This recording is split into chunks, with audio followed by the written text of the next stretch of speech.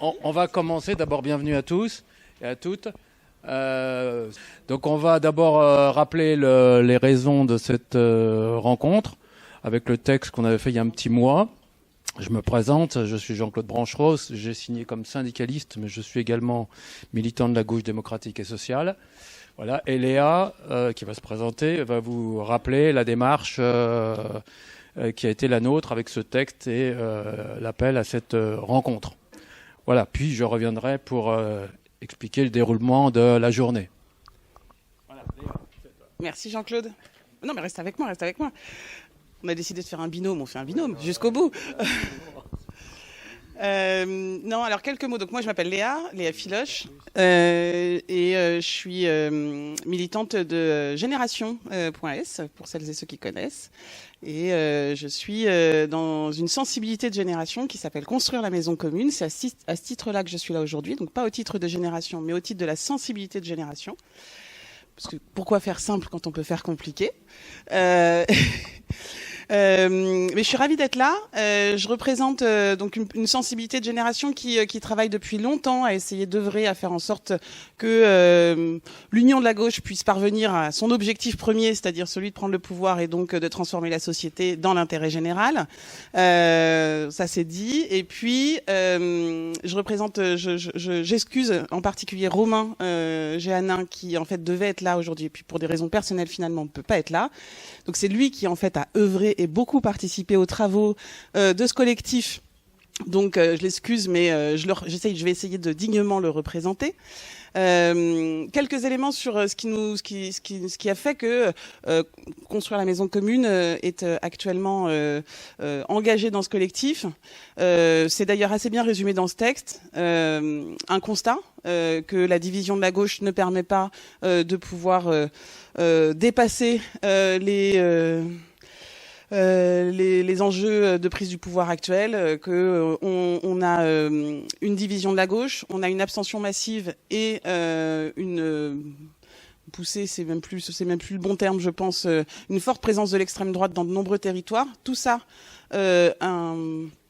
implique que nos enjeux, nos valeurs, nos projets, nos actions passent un peu à l'as, et on essaye de trouver les moyens qui permettent de pouvoir dépasser ça. Donc dépasser à la fois la question de la désunion, à la fois la question de l'abstention, et à la fois les points de vue que l'extrême droite met au débat et qui sont malheureusement trop largement repris, notamment médiatiquement.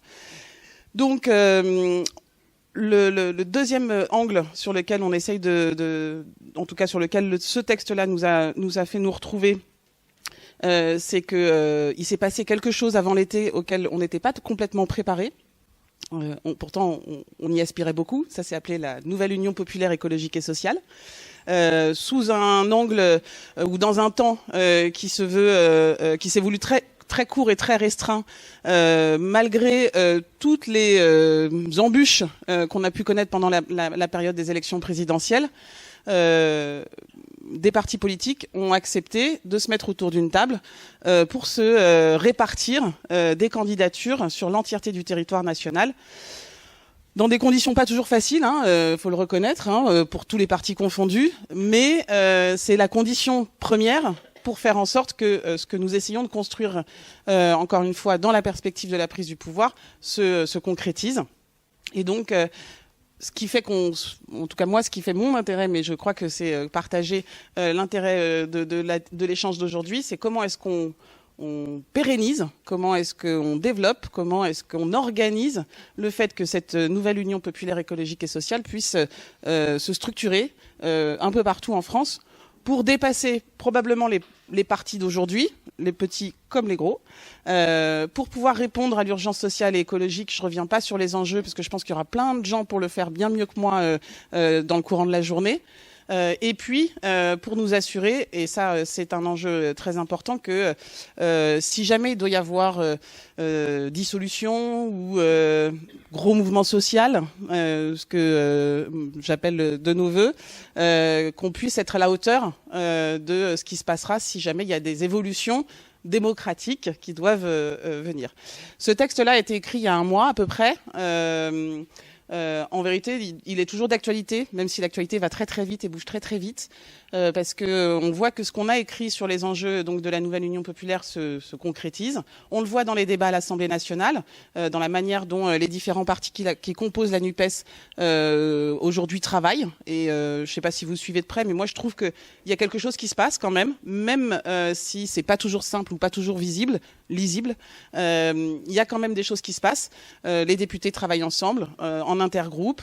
Les commissions, il y a des productions de projets de loi ou d'amendements qui sont partagés entre la FI, le PS, le PC, les Verts et Génération. Et donc ça, pour moi, ça participe au fait que ça se construit dans les meilleures conditions possibles.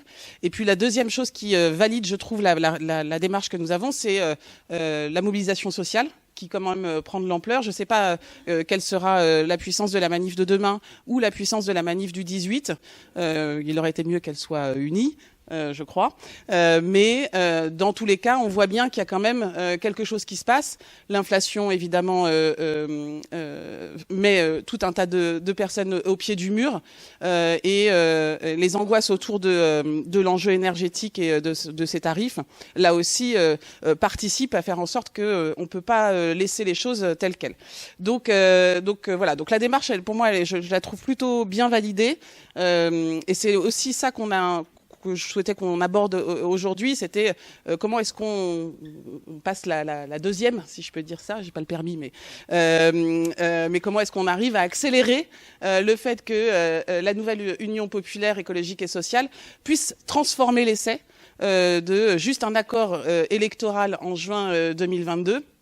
Et qu'elle puisse, du coup, accentuer la réponse politique au mouvement social et aux enjeux écologiques et sociaux qui se font jour. Voilà, je suis vraiment ravie qu'on puisse avoir ce temps d'échange-là aujourd'hui, tous ensemble. J'ai pas cité toutes les personnes qui ont signé l'appel. C'est des signatures en général plutôt d'ordre individuel, mais on sait tous qu'on est engagé dans un ou des partis, syndicats, associations, et c'est aussi ça qui fait la force d'un collectif comme celui-ci, c'est-à-dire c'est d'être capable de son point de vue de militant à un instant T, de pouvoir partager, et encore une fois, c'est ce que je disais, dépasser le simple cadre de son appareil actuel. Merci beaucoup. Ok, merci Léa. Donc peut-être ajouter qu'il y a ce matin environ 2300 soutiens au texte et à l'initiative qu'on tient aujourd'hui. Et bon, beaucoup de messages pour dire qu'ils attendent des retours de cette rencontre. Voilà, je crois que c'est important. Bon, évidemment, insister sur le fait que on est peut-être rattrapé par le mouvement social et c'est une très bonne chose. Il faut donc que cette dimension soit présente dans nos débats. Bon, et puis je vais m'en arrêter là pour simplement dire que la journée va être découpée en deux temps. Un premier temps ce matin autour de l'idée construire la NUPES, comment, pourquoi, etc. avec deux interventions liminaires. Bon, ils se présenteront parce que je sais. Bon, il y a Claude Touchefeu de militante NUPES de Toulouse et Pierre Calfa, Fondation Copernic. Pierre, voilà. Bon, qui interviendront pour engager la discussion. Et puis ensuite, la discussion sera libre. L'idée, c'est que la parole circule un maximum. Il y a des expériences très différentes d'une région ou d'une ville à l'autre. Il faut que tout ça soit mis sur la table et qu'on puisse échanger autour de ça. Puis cet après-midi, on essaiera de rentrer plus dans le détail des contenus avec une première table ronde dite sociale où on aura deux syndicalistes, un CGT, un FSU, une adjointe au maire de Nantes qui interviendront sur les questions sociales, puis une deuxième table ronde sur les questions d'urgence écologique, là aussi avec des intervenants de LV, etc. Peut-être je dois dire que dans les signataires, et puis aussi une économiste qui intervient sur la première table ronde, parce qu'évidemment, il faut brosser la situation économique et ses conséquences sociales pour aborder ensuite la question sociale. Voilà. Bon, je dois en oublier, mais tout ça sera représenté en début d'après-midi. Et puis on finira avec un court échange sur un projet de déclaration qu'on soumet à l'Assemblée, qui est là, donc qui peut être modifié. Le texte est là-bas. Donc vous pouvez aller vous servir là-bas. Et il y a le texte d'appel à la réunion et le texte de projet de déclaration pour ce soir. Voilà, donc je passe tout de suite la parole à Pierre et Claude. Bien, bonjour à tout le monde et merci pour l'invitation. Donc tout d'abord, je vais préciser d'où je parle. Je suis membre de la Fondation Copernic, mais évidemment, je ne m'exprime pas là au nom de la Fondation Copernic. Et je suis aussi membre du Parlement de l'Union populaire et maintenant de la NUPES, mais évidemment, je ne m'exprime pas au nom du Parlement ni de la NUPES, ni de l'Union populaire. Bon, alors, l'existence de la NUPES tranche agréablement par rapport aux dernières évolutions en Europe. Quand on regarde les évolutions en Europe, on voit que la gauche a quasiment disparu, en tout cas la gauche radicale en Italie, que l'extrême droite et la droite vont gouverner en Suède avec un échec là, de la social-démocratie qui avait abandonné la plupart de ses fondamentaux, qui en payent le prix. Et on pourrait ainsi continuer à disons, égrener les exemples de recul ou d'effondrement de la gauche radicale en Europe. Bon. Donc de ce point de vue-là, la NUPES est une exception et il faut à la fois en comprendre les racines et en voir les limites et comment on peut dépasser ces limites. Alors les racines, elles viennent, il faut le dire et le reconnaître, quelles que soient les critiques que l'on peut faire à Jean-Luc Mélenchon et à la France Insoumise, d'une bataille menée par Jean-Luc Mélenchon et la France Insoumise lors de la campagne électorale sur un programme qui est un programme de rupture avec le néolibéralisme, contrairement aux autres candidats de gauche. Et c'est sur la base de ce rapport de force que s'est construit la NUPES. Ça c'est le point, pour moi, qui est fondamental. C'est-à-dire qu'il y a la constitution d'une coalition qui se fait sous la base d'un programme de rupture avec le néolibéralisme, ce qui n'a jamais été réellement le cas en France dans ces dernières décennies. Ça, c'est le premier élément. Néanmoins, la NUPES a des faiblesses qui sont des faiblesses indéniables. Sa première faiblesse vient évidemment des conditions de sa constitution même. C'est-à-dire, c'est c'est une alliance électorale essentiellement au sommet, même si aujourd'hui des choses commencent à se développer dans les régions, les territoires. Et c'est une alliance électorale soumise aux aléas du travail parlementaire et soumise à des considérants tactiques, parce qu'on sait que ce qui a joué dans cette alliance électorale, c'est simplement que tous les partis politiques de gauche et de l'écologie voulaient avoir des députés, que pour avoir des députés, il fallait qu'ils s'allient. Donc on voit bien que ça, c'est une faiblesse intrinsèque, au sens où cette coalition est liée à des considérants conjoncturels et à des rapports de force entre organisations politiques, dont chacune de ces organisations vise soit à les modifier, soit à les pérenniser. Il faut noter que ce mode, la constitution de cette alliance est en fait une première en France de la manière dont elle s'est constituée. C'est-à-dire quand on regarde historiquement la constitution soit de l'Union de la gauche dans les années 70-80, soit plus récemment la gauche plurielle, elle a été issue, dans le cas de l'Union de la gauche, d'une discussion programmatique antérieure, conflictuelle, etc., mais qui néanmoins existait avec le programme commun, et elle a été issue aussi de la pression de mobilisation sociale très importante, notamment en mai 68 et dans la lignée de mai 68, toutes les mobilisations des années 70. De la même façon, la gauche plurielle, les mobilisations populaires 1995, ont joué un poids considérable, à tel point qu'on peut dire que la victoire de la coalition de la gauche plurielle a été un effet différé du mouvement social de 1995. Rien de tel dans la constitution de la NUPES.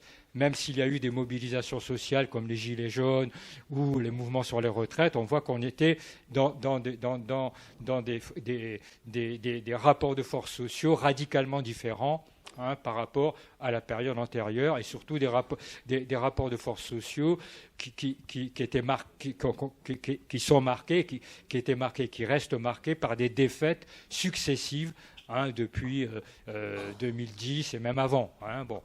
Donc on voit qu'on est là dans des considérants politiques qui sont totalement différents. Donc ça, c'est cette première faiblesse, donc une coalition électorale qui, en fait, est une coalition électorale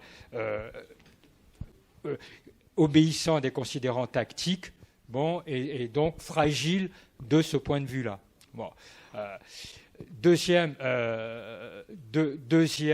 point qui renvoie là à des questions peut-être plus de fond, qui est quel est le programme porté par la NUPES, au sens où si c'est un programme de rupture avec le néolibéralisme, de façon indéniable, on voit qu'il y a des tas de questions qui ne sont pas réglées, et des tas de questions qui ressurgissent périodiquement.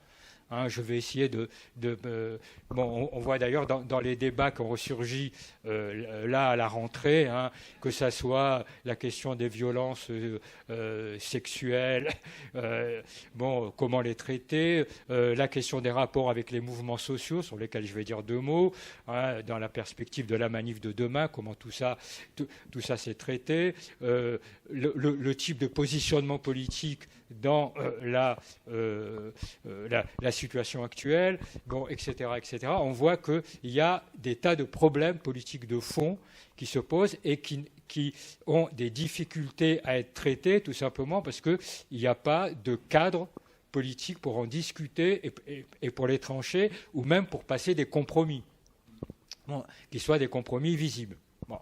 Alors, dans cette situation, qu'est-ce qu'on peut faire ?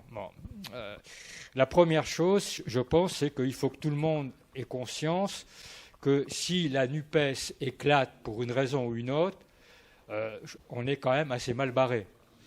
Je pense qu'ici, tout le monde en est à peu près conscient. Mais il faut quand même le dire fortement. Parce qu'on voit bien qu'il y a des tentations aujourd'hui de faire en sorte que la NUPES dure le moins longtemps possible, etc. Le plus, disons, caricatural en la matière étant la politique de la direction du PCF, qui en rajoute des couches tous les jours par rapport à ça.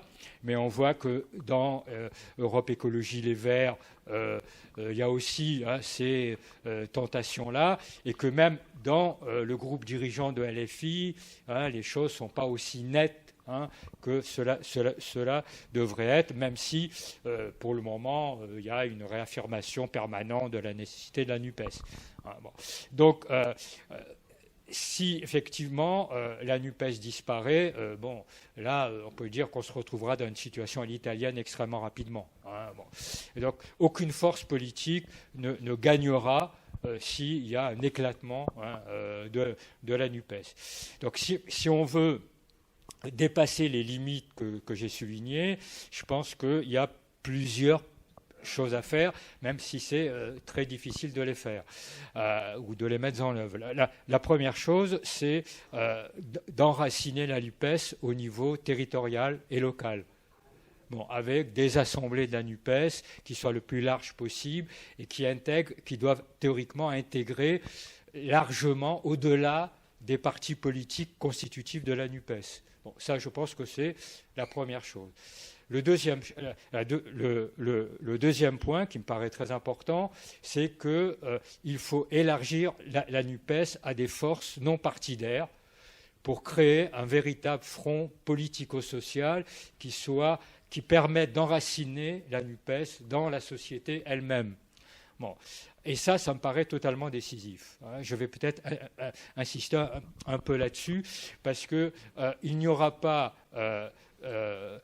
une réelle alternative politique s'il n'y a pas une dynamique commune qui existe entre les mouvements sociaux et les partis politiques. Bon. Et pour ça, il faut un changement des rapports entre partis politiques et mouvements sociaux. Bon. Il se trouve que dans le cadre de préparation de la manif du 16 de demain, donc, je représente la Fondation Copernic dans ce cadre-là. Bon. Et il y avait au départ une bonne volonté de tout le monde pour construire une initiative commune. Cette bonne volonté a été cassée par des déclarations unilatérales qui ont fait que les syndicats et les associations ont eu l'impression de devoir se rallier à une initiative d'un parti politique, en l'occurrence là de LFI. Bon. Et donc, cette affaire-là, c'est-à-dire le fait que le mouvement syndical ou les associations ont eu l'impression d'être instrumentalisés par une stratégie politique est quelque chose qui est un obstacle majeur à la consolidation et à l'élargissement de la NUPES. Et donc, il faut un changement radical de rapport entre les partis politiques et les forces du mouvement social, changement qui doit venir des deux côtés. Du côté des partis politiques, il faut qu'ils comprennent que les syndicats, les associations ne sont pas des supplétifs des stratégies décidées ailleurs, mais côté associatif et syndical, il faut évidemment qu'ils acceptent de s'inscrire dans une dynamique politique commune. Et de ce point de vue-là, la référence mythique à la charte d'Amiens, que j'entends régulièrement, et étant un ancien responsable de Sud PTT et de Solidaire, je peux vous dire que c'est quelque chose qui est présent très très fortement, ne répond pas aux problèmes actuels. Bon, et la question de l'indépendance syndicale, tout à fait nécessaire, ce n'est pas une orientation politique. Voilà, ça ne fait pas une orientation politique, l'indépendance syndicale.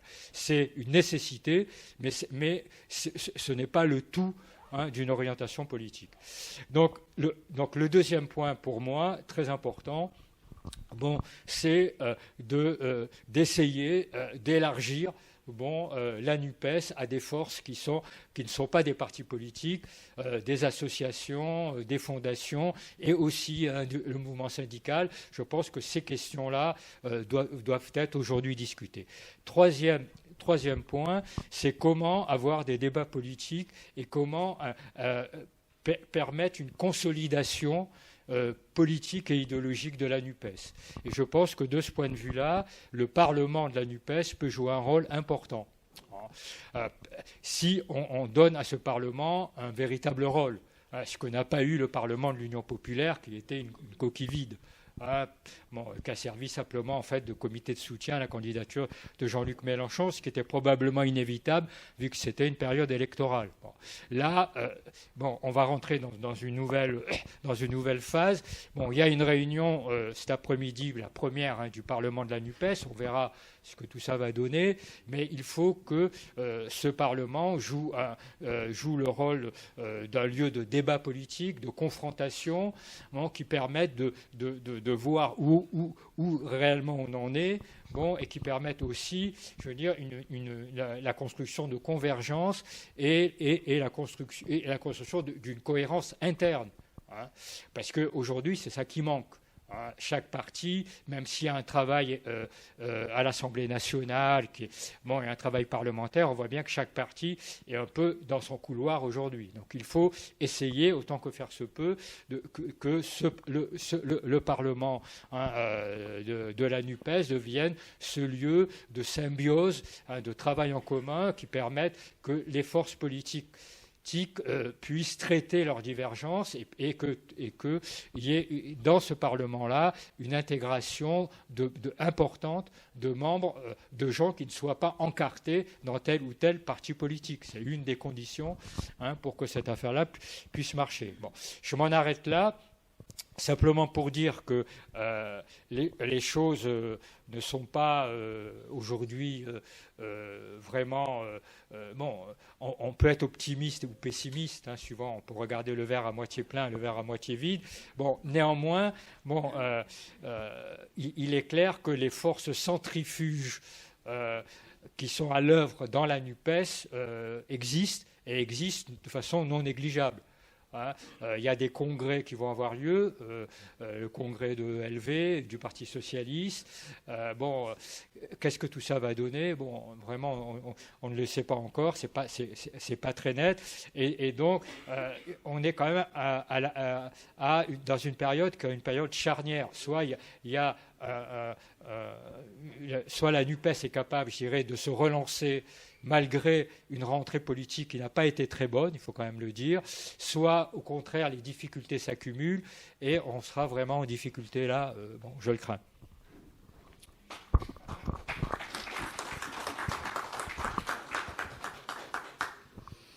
Merci Pierre, merci. Bon voilà, on va compléter comme ça. Je savais qu'on serait... Je pourrais dire, je l'ai fait commencer comme ça, je peux dire, je suis d'accord avec beaucoup de choses de ce qu'a dit Pierre. Donc moi, je suis Claude Touchefeu, je suis toulousaine depuis bientôt 40 ans. J'habite à Toulouse, j'y ai été conseillère institutrice, puis conseillère générale, puis adjointe au maire, puis à nouveau institutrice, puis à la retraite de tout maintenant, sauf de l'activité militante, on va dire. Je suis membre de la gauche démocratique et sociale et une grande militante de l'unité, à la fois sur les échéances nationales, mais aussi sur les échéances locales, où on a beaucoup travaillé sur les questions municipales, régionales, etc., à construire des cadres unitaires. Et j'ai été, avec Pierre d'ailleurs aussi, animatrice de la coordination nationale de l'appel 2022, vraiment en commun. Voilà. Et dire donc quand même l'enthousiasme qu'il y a eu à la construction de la NUPES, même si ça s'est pas passé exactement comme on avait imaginé, que ça s'est passé un peu tard par rapport aux batailles pour l'unité qu'on avait menées, mais vraiment sans aucune arrière-pensée. Moi, j'ai été d'un enthousiasme fort à l'émergence de la NUPES.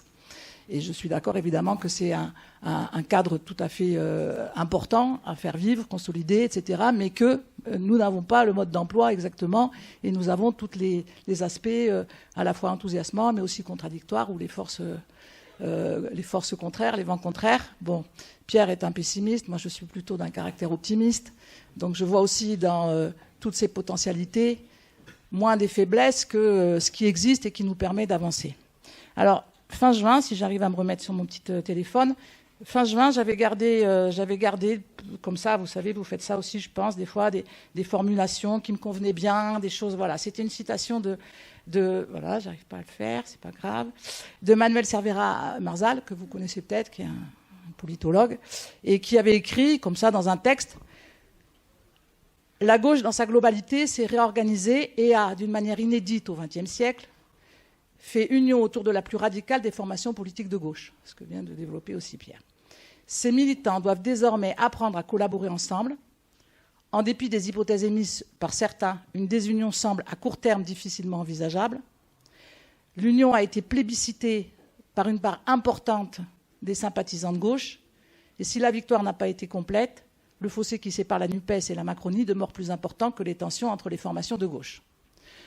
Le côté optimiste. De la même manière, le côté optimiste, c'est de dire que, comme tu dis, la rentrée de la NUPES a été marquée aussi par de grandes difficultés, mais que malgré ces vents contraires, ça a tenu bon, alors que tout est fait quand même pour casser et décrédibiliser ce cadre-là.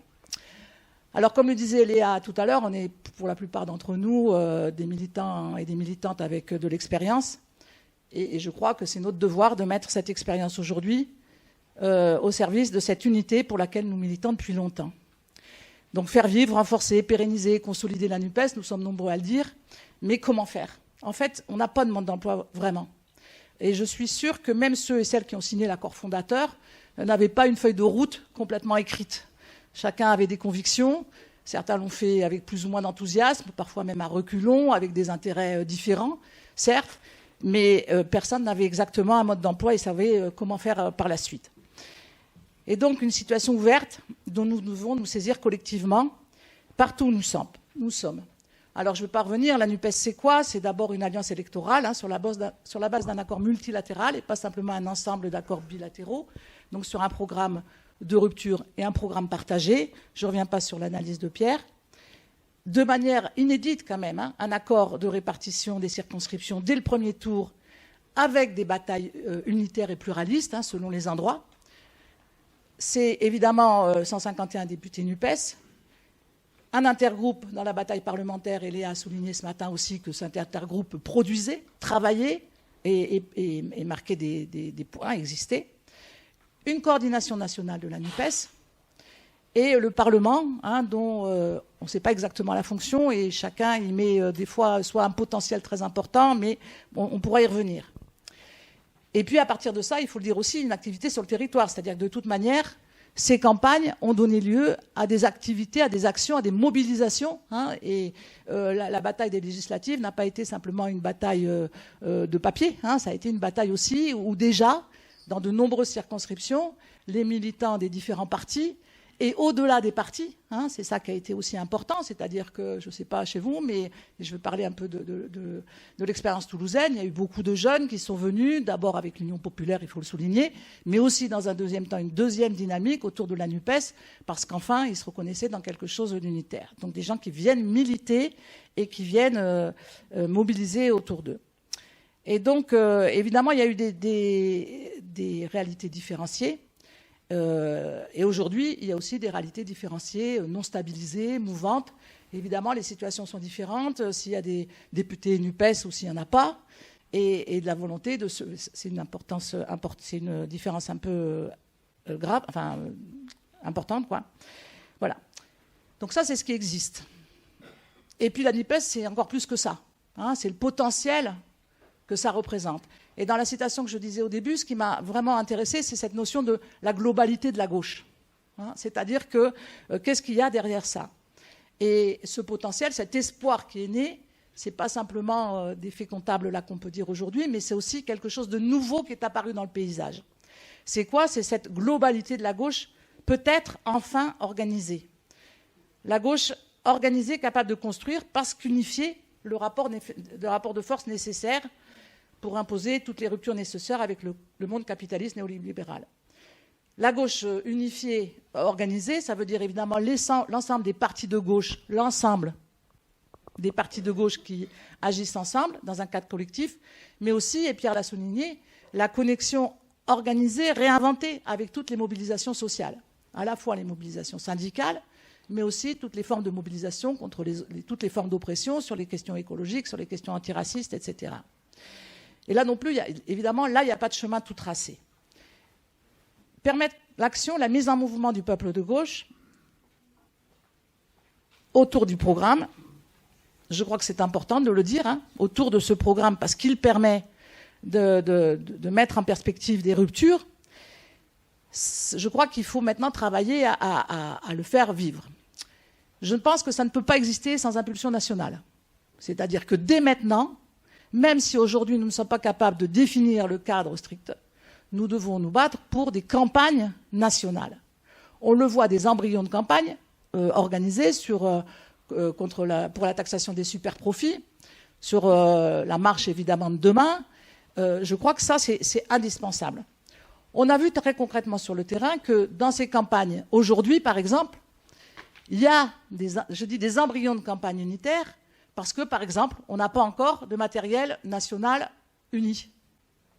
Et ça, c'est important. Alors, des fois, on en bricole, on en fabrique localement du matériel de l'ensemble des organisations pour qu'ensemble, on puisse militer.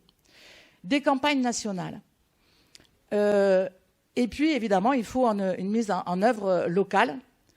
Et là, je crois que nous devons tous nous y atteler concrètement et donc discuter sans faire du localisme, mais des réalités à partir desquelles sur lesquelles nous pouvons nous appuyer et à partir desquelles nous devons à la fois échanger sur comment ça se passe pour nous donner des lignes de force, des lignes permanentes, on va dire, sur quoi comment on peut travailler sur ça.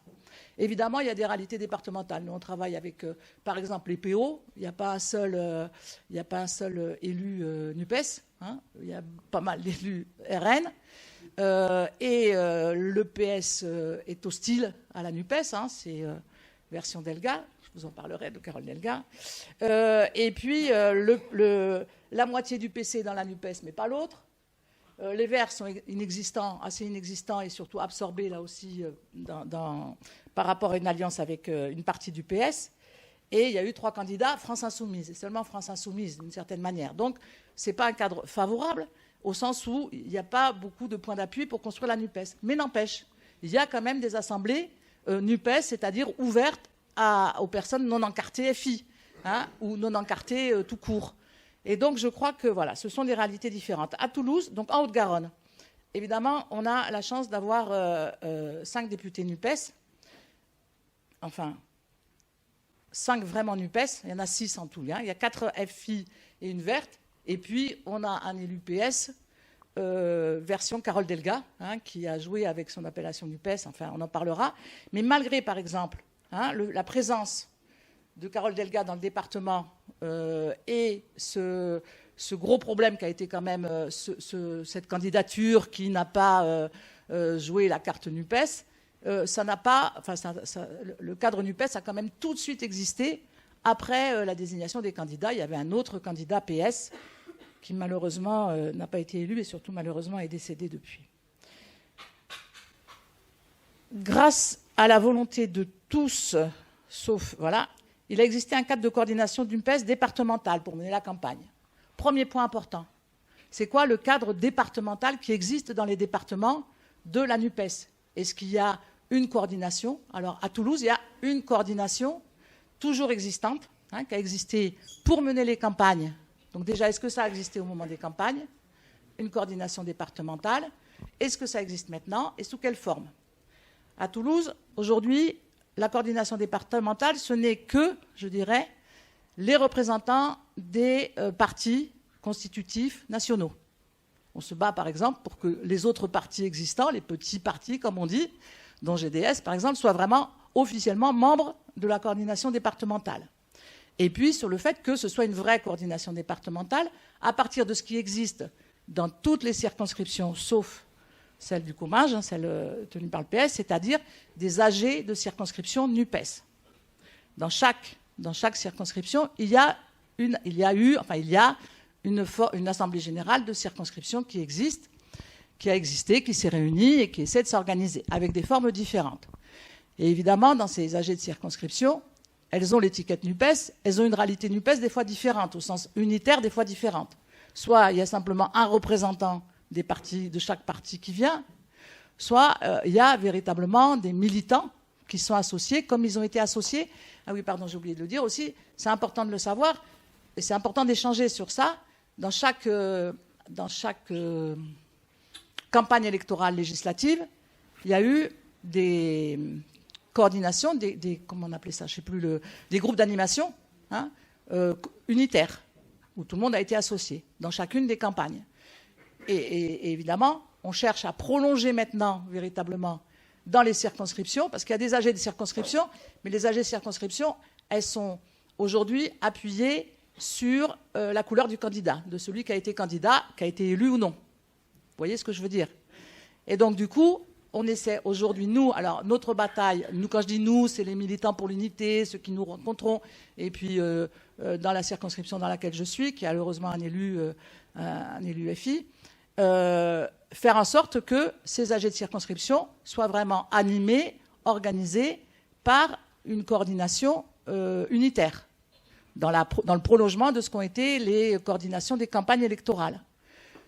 Je crois que parler concrètement, ça permet de se dire comment aujourd'hui on peut appuyer aussi nationalement par des... Voilà. Et puis localement, comment AG de circonscription, équipes de circonscription qui permettent d'organiser ces AG, coordination départementale, avec de plus en plus d'activités réelles et que ce soit pas, qui dépassent le fait que ce soit simplement, c'est déjà pas mal, hein, mais simplement l'addition des partis. Et ça a permis, par exemple, quand même, cette existence-là, d'avoir une magnifique banderole NUPES le 29 septembre. Imposer au Parti communiste aujourd'hui la banderole NUPES et le fait qu'il y ait un cortège NUPES, bon, ça a été quand même de la conviction, de la bataille. Donc, une véritable banderole NUPES, enfin, je veux dire, un véritable cortège NUPES, et je pense que ça a de l'existence. Et puis, donc, voilà, ça c'est sur ce qu'on fait actuellement. Voilà. Après, évidemment, il y a des tas de questions qui se posent derrière. Il faut se les dire aussi. par exemple, moi je suis dans une AG, ça se passe plutôt bien, la campagne électorale a été très dynamique, un candidat qui n'était pas FI, qui était Union Populaire, on va dire, hein, qui n'était pas un militant FI à l'origine, qui était un militant DAL, du droit au logement, élu à la mairie, sous l'étiquette archipel citoyen, donc pas directement sur l'étiquette FI. Et je ne sais plus ce que je voulais dire. Bon, ça a été une campagne où même le PC était présent dans l'équipe de voilà, tout le monde était là. Mais bon, aujourd'hui, il faut pouvoir continuer. Et même si on arrive à avoir une AG de circonscription, ah oui, parce qu'il faut aussi que l'AG de circonscription discute du travail du député ou de la prochaine candidature pour les prochains candidats s'il y a une dissolution, mais aussi sur l'activité elle-même, de mettre en mouvement les militants. Hein, c'est pas simplement parce qu'il y a ça aussi la tentation. Comme le cadre n'est pas défini, même un député qui en a la volonté, il va s'organiser autour de sa propre action. Hein, voilà. Et donc il faut arriver à ce que les AG de circonscription ce soit pas 100% sur simplement, je ne sais pas comment dire, où il faut que ce soit sur les prolongements de l'activité du député à travers des campagnes qui sont en coordination avec l'action des députés. Et pas simplement l'aider à faire ses permanences, l'accompagner à tel endroit ou tel endroit. Et c'est normal et c'est logique, hein, les élus, ils cherchent à faire ça d'abord. Et donc, voilà. Mais après, quand on arrive à travailler sur une activité militante, eh bien, il faut bien se rendre compte aussi que ceux qui sont les plus rapides à se mettre en activité, c'est l'organisation des groupes d'action de la France insoumise. C'est la réalité de ce qui se passe au niveau très concret, de faire communiquer très vite à tout le monde qu'il y a tel endroit, une table sur... voilà. Alors, la France insoumise, elle joue le jeu, elle dit la France insoumise nous pèse. Hein, il y a un grand flou, par exemple. Hein, France insoumise nous pèse. Voilà. Mais il ne suffit pas de dire France insoumise nous pèse pour qu'il y ait une véritable existence de la NUPES. Je préfère qu'ils disent ça. Ça veut dire qu'ils en revendiquent la perspective, la volonté. Il faut s'appuyer sur ça. Hein. Mais bien sûr, c'est quelque chose aujourd'hui. Il n'y a pas les outils. Et les seuls outils qui sont mobilisés souvent, ce sont ceux de la NUPES. Ce sont de la France insoumise. Alors on essaye de travailler sur ça. Hein, c'est-à-dire qu'il y ait vraiment... on essaye concrètement que les listes de diffusion, tout ça. Enfin, tous ces trucs concrets qui font qu'on a une réalité véritablement de la NUPES. Excusez-moi, je suis peut-être un peu longue, mais je pense que c'est important de discuter aussi de ça, parce que je crois que notre responsabilité à tous, c'est d'avoir des discussions au niveau national, parce que nous avons des cadres nationaux, mais aussi d'avoir des échanges sur comment on fait pour pousser vraiment, parce que c'est par là que ça passera. Je pense aussi, parce que dans chaque parti, et au-delà des partis, il y a une volonté unitaire qui est des fois plus forte que la volonté des appareils. Je pense qu'on a tous cette expérience-là. Et que c'est très important aujourd'hui, comme on a pu le faire dans 2022 vraiment en commun, par exemple, de mobiliser ensemble et de travailler directement avec chacun, enfin toutes les mouvances dans les partis qui sont pour consolider, renforcer, etc., la NUPES. Et ça passe par de l'activité très concrète pour bousculer un peu les cadres, parfois plus frileux. Voilà, merci.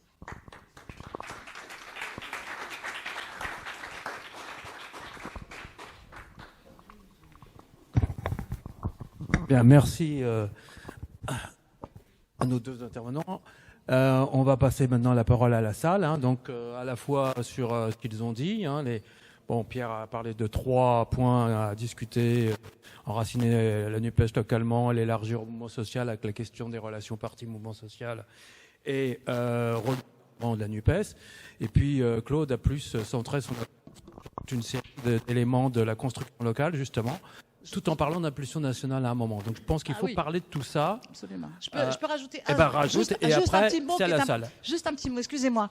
7 minutes. Hein. Non, excusez-moi. Juste sur les relations parti-syndicat, enfin NUPES-syndicat. La NUPES, c'est indiscutable, permet de repenser le lien entre politique et les partis. En tout cas, directement, à Toulouse, juste pour dire, c'est pas directement lié, enfin si, je sais pas comment vous dire ça. Il y a aussi un cadre, c'est syndicat, parti. D'accord ? Et ça, il y a un cadre qui se réunit, qui travaille ensemble, CGT, FSU, Solidaire, et l'ensemble des partis. Non, et pas association, parce que les syndicats, la CGT en particulier, est opposé à la ligne plus jamais ça, c'est-à-dire est opposé, en gros, au fait de travailler. Enfin, les syndicats, c'est les syndicats, hein, et on ne mélange pas. Je dis ça rapidement. On ne mélange pas les grandes associations, c'est pas tout à fait les mêmes trucs, voilà. Donc ça, c'est un problème. Ça aurait été mieux si c'était plus jamais ça parti, enfin plus jamais ça, c'est-à-dire l'ensemble des syndicats avec Oxfam, Attac, etc. Voilà. Mais il y a un cadre qui appelle, par exemple, à une manifestation aujourd'hui, en lien avec en faisant référence, sans associer les deux initiatives comme si c'était la même chose, mais en faisant les références à la manifestation de demain, hein, en disant que ça s'inscrit dans la suite dans l'ensemble des mobilisations actuelles sur les questions sociales, le 29 septembre, demain à Toulouse, parce que Toulouse c'est loin de Paris en plus, donc c'est compliqué pour les gens de venir. Voilà. Excuse-moi. Je vais réagir sur plusieurs choses. Tout d'abord, par rapport à ce que vient de dire Jérôme, la constitution de la NUPES par LFI et Mélenchon est une rupture par rapport à la ligne antérieure. Bon, c'est-à-dire que si vous prenez l'interview caricaturale de Mathilde Panot dans le journal du dimanche, je crois que c'était le 17 avril, elle réaffirme la ligne traditionnelle, c'est-à-dire, on ne discute pas avec le PS, l'unité c'est à la base, et pas de soupe des logos. Bon, exactement l'inverse de ce qui allait se passer une semaine après. Bon. Donc le choix qui a été fait est un choix stratégique, je pense, au moins du noyau de LFI, bon, qui a plus ou moins été imposé par Mélenchon, j'en sais rien, mais en tout cas, je veux dire, pour les raisons qu'a dit effectivement Jérôme. Bon. Donc, et là, il faut vraiment en avoir conscience de cette affaire-là. C'est-à-dire que c'est pas du tout la prolongation de la ligne antérieure, c'est une rupture nette. Quelle sera la durée de cette rupture? Ça dépend aussi de comment se comporteront les partenaires. Bon, j'ignorais ce qu'avait dit Marie Tondelier sur la NUPES, mais bon, voilà, c'est effectivement un élément d'information. Deuxième chose sur laquelle je voulais revenir, c'est ce qui a été dit par plusieurs personnes sur l'activisme des militants, etc. Bon. Après 2017, il y a eu le même phénomène. Hein, c'est-à-dire que suite au beau score de Mélenchon, il y a eu dans les groupes d'action de LFI beaucoup de jeunes qui sont venus sur une base activiste. Ça a duré quelques mois. Et après, les gens sont partis. Hein. Bon, là, ça risque de durer un peu plus longtemps parce qu'il y a la perspective de la dissolution. Mais on ne construit aucune organisation, aucun mouvement dans la durée sur la base de distributeurs de tracts. Ça ne marche jamais, cette affaire-là. Bon. Et ça n'a pas marché dans LFI. Ils ont tenté ça pendant des mois, et bon, les gens sont partis. Et les groupes d'action de LFI se sont réduits comme peau de chagrin. Bon, donc, si on veut garder toute cette nouvelle génération qui est arrivée à la politique à travers les élections, et notamment l'élection présidentielle, il faut essayer de dépasser en partie l'activisme. Bon, ce qui n'est pas si simple que ça. Tout le monde voit bien les difficultés. Bon, sur le Parlement, je ne reviens pas. Sur en fait ce qui est les rapports partis-syndicats et ce qu'a dit Éric notamment. Bon, le Front populaire, pour prendre un exemple historique, c'était une coalition des partis politiques, évidemment, mais dans lequel on trouvait des dizaines d'associations, des syndicats, etc. Voilà. Bon. Alors, ça a mal fini aussi, le Front populaire. Bon, mais, en tout cas, ça n'a pas mal fini pour ça. Voilà, en tout cas. Bon, voilà. Donc, je pense que ce que tu dis, Éric, est juste sur le fait que les syndicats doivent, en particulier les syndicats, mais ça vaut aussi pour les associations, doivent garder leur indépendance. Mais garder leur indépendance, ce n'est pas contradictoire avec le fait de participer à un front politico-social. Je veux dire, il n'y a pas, pour moi, de contradiction du tout, à partir du moment où il n'y a pas de lien de subordination qui existe entre les partis politiques et les syndicats. Ce qui fait problème, c'est le lien de subordination. Bon. tel qu'il s'est exprimé historiquement en France. Bon, on connaît l'histoire. De ce point de vue-là, on ne peut pas, hein, je ne sais plus qui disait ça, dire voilà, il y a d'autres modèles. Bon, parce qu'en fait, quand on regarde, il y a 3 modèles historiques, hein, de rapport entre les partis et les syndicats. Il y a le modèle travailliste, dans lequel, en fait, c'est les syndicats qui créent le parti. Hein, et même si la direction du parti essaye de limiter le rôle des syndicats, etc., ils ont un poids très important dans le parti lui-même.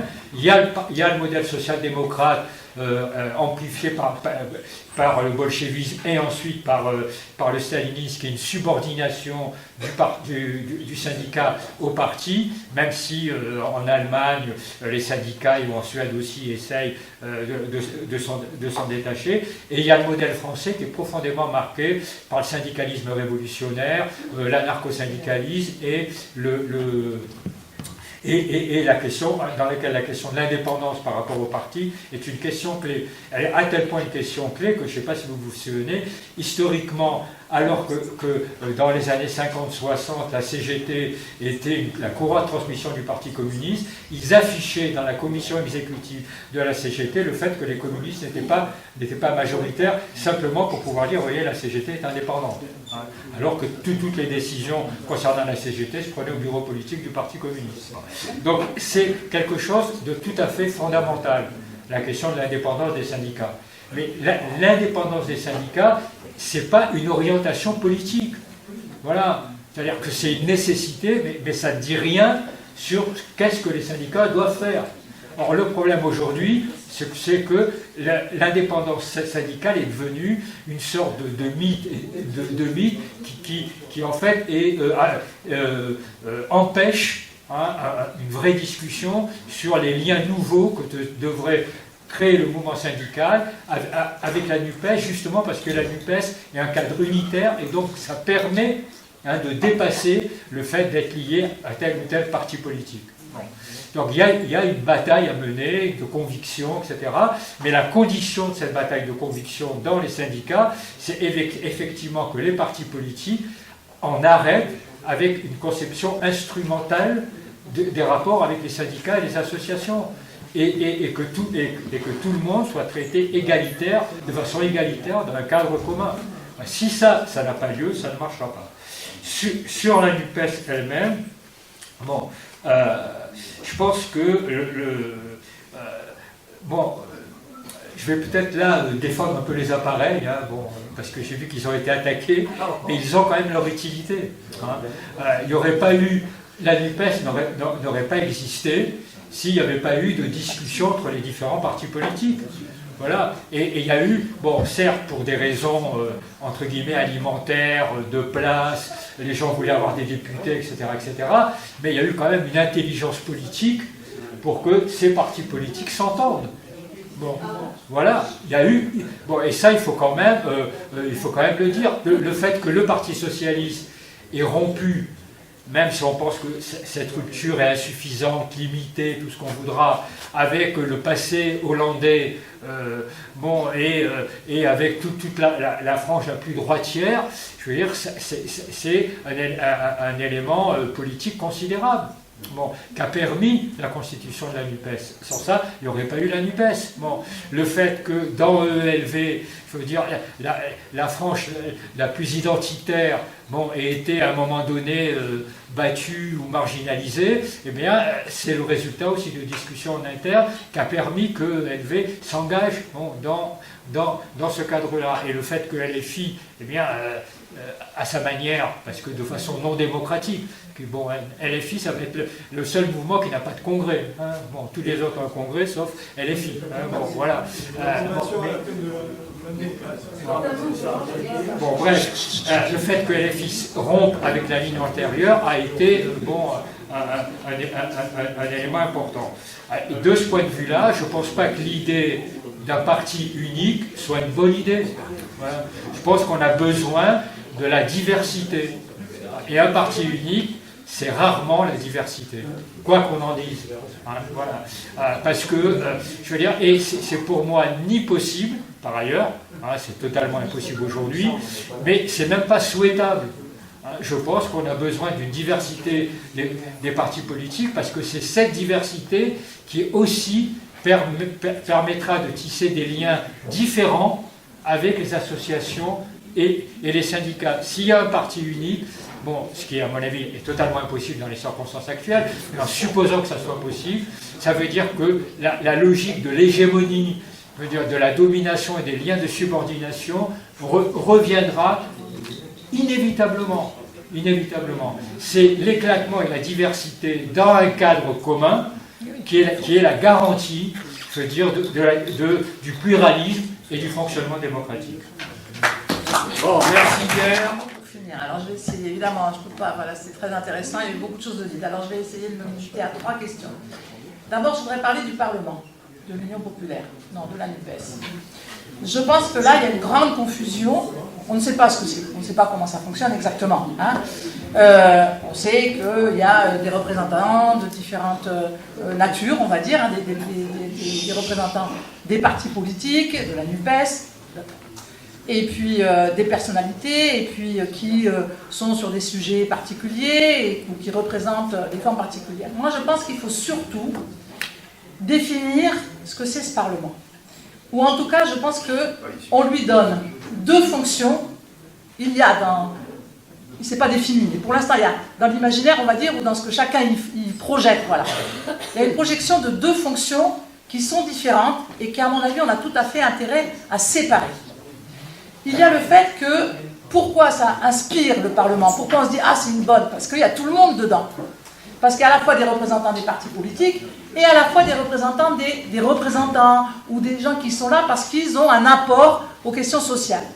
Et que je pense, moi, que Parlement, si on ne prend pas la forme de la question de l'organisation démocratique strictement, de représentativité, mais si on prend la définition de parler, je pense que c'est très important qu'il existe un Parlement qui soit une sorte de lieu d'échange, de respiration, d'échange au sens physiologique pratiquement du terme. Et je pense que ça, c'est une fonction. Mais une autre fonction, et on ne peut pas faire croire que le Parlement, ça a été ça, est une fonction d'organisation, de représentation et de décision.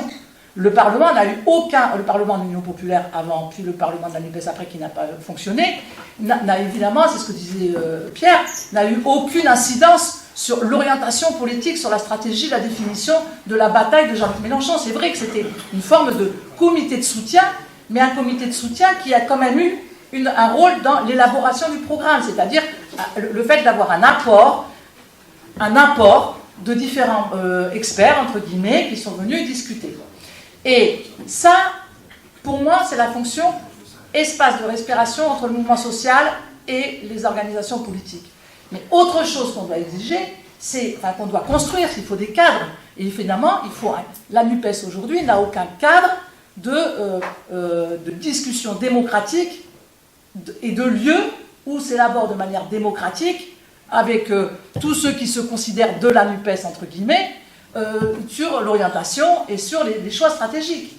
Et c'est ça qu'il faut aujourd'hui, quand on dit il nous faut du cadre, il nous faut de la structure, c'est ça qu'il faut absolument arriver à définir et construire. Et évidemment, aujourd'hui, ça n'existe pas, il n'y a qu'un cadre organisé de discussion entre partis politiques. Mais le Parlement, voilà. Et aujourd'hui, je pense qu'il y a une grande confusion, je ne sais pas comment dire. On y met et l'un et l'autre, et ça ne peut pas être et l'un et l'autre. C'est pas possible. Et voilà. Donc je pense que partout, il faut et l'un et l'autre. Un cadre organisé d'échange entre les formes politiques et les mouvements sociaux, et le plus d'apport possible. Et de l'autre côté, une forme organisée de prise de décision, de vie démocratique de la NUPES qu'il faut à construire à 100%. Voilà, première chose sur ça. La deuxième chose, c'est sur l'école de la NUPES, je vous dirai un mot parce que c'est intéressant l'école de la NUPES. Parce que là, c'est quand même, l'école de la NUPES, c'est une initiative par des gens qui sont partie prenante de la NUPES, sans qu'il y ait eu de validation de la coordination nationale de la NUPES nationale. Caroline Dehaas, en fait. C'est Caroline Dehaas qui est allée quand même vérifier. Non, mais on va pas... C'est un peu personnel. C'est peut-être, oui, mais c'est intéressant. C'est-à-dire qu'à la fois, c'est à la fois personnel, enfin il y a un petit groupe quand même autour d'elle, Et puis, elle a été discuter avec tout le monde, elle a vérifié qu'il n'y avait pas d'opposition, mais elle n'a pas attendu parce que voilà, il fallait... Voilà. Il y a quelque part, alors on peut critiquer que c'est très personnel, mais ça montre que la NUPES n'appartient pas que à tous ceux qui décident là-haut. Et qu'il y a l'espace à des initiatives que je ne souhaite pas personnelles, mais des initiatives telles que l'école de la NUPES, dont je pense qu'on est un certain nombre à se saisir immédiatement, parce que c'est un cadre de travail intéressant qui répond à une fonction des partis politiques qui est celle de la formation, et le fait que ce soit pour l'instant très descendant, est quand même aussi l'ouverture au fait qu'on s'en saisisse, et que ce soit un cadre voilà, qui n'est pas à 100%. Voilà. Alors, est-ce qu'il faut dire, ah ben non, aujourd'hui l'école de la NUPES n'a pas décidé vraiment, c'est pas vraiment la NUPES, et faire la fine bouche? Je dis non. Je dis il faut s'emparer de ces sujets-là. Troisième question, c'est la question qui est posée de notre finalité. Alors, je suis pas d'accord, j'ai un désaccord avec ce qu'a dit Gérard. C'est-à-dire que je ne comprends pas... moi, je suis pour que nous ayons des cadres de discussion, d'échange, de tous ceux qui veulent aider à la construction de la NUPES dans un cadre démocratique et avec une existence de la base au sommet, l'égal... voilà. Je pense, alors pour faire un raccourci aussi, moi la maison commune, je suis absolument pour la maison commune. Pour moi, ça ne veut pas dire un parti commun, un parti unique, comme avait l'air de dire Pierre.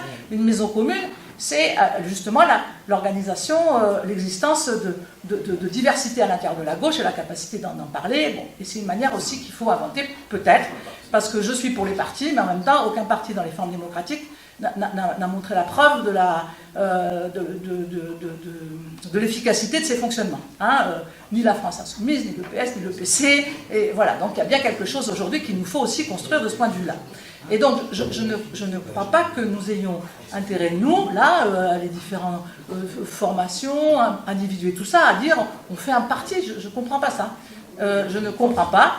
Il y a un programme aujourd'hui dont on a tous dit que c'était un programme de rupture, on pouvait avoir des nuances, des différences, etc. Mais c'est celui qui nous paraissait, c'est celui en tout cas, il nous paraissait être un programme qui permettait de travailler tous ensemble, donc je ne vois pas aujourd'hui, on a dit aussi qu'il fallait dépasser la question de, je sais pas comment dire, dépasser la question des strictement, ça a été dit juste avant, des appareils en tant qu'appareil auto-affirmation. Donc je trouve que dire aujourd'hui qu'il faut faire un nouveau parti me semble contradictoire,